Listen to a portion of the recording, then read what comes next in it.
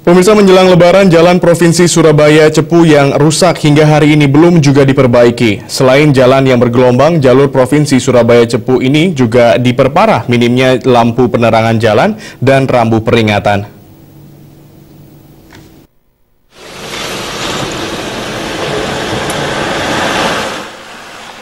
Jelang mudik Lebaran tahun 2015, nampaknya tak akan ada perbaikan jalan Surabaya Cepu yang merupakan jalur provinsi yang sering dilewati para pemudik. Pasalnya jalan sepanjang 15 km yang terdapat di Kecamatan Kalitudu, Gayam, Purwosari, dan Padangan tersebut kondisinya bergelombang dan berlubang. Hal tersebut membahayakan para penumpang yang melewatinya. Kendaraan yang melintasi jalan tersebut tak bisa melaju dengan kencang karena kondisi jalan yang tak mendukung.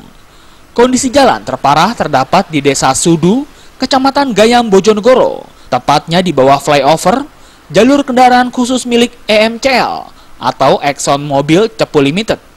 Hal tersebut diperparah dengan minimnya peringatan rambu lalu lintas dan penerangan jalan. Hal tersebut menjadikan para pengendara harus ekstra hati-hati jika melewati jalur tersebut. Pak. Mau pulang. Terus kondisi jalannya gimana? Rusak parah Pak jalannya Pak.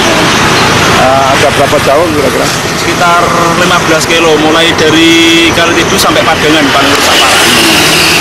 Rusak. Ini sudah berapa lama Pak? Ya sudah sekitar 5 tahun lebih belum ada perbaikan. Paling-paling tambal sulam aja. Para pengendara berharap agar pemerintah segera memperbaiki jalan tersebut dan segera memasang rambu peringatan dan penerangan jalan. Pasalnya jalan tersebut merupakan jalur black spot atau jalur rawan kecelakaan di wilayah Bojonegoro. Dari Tuban, Jawa Timur, Sumali Malwapati melaporkan.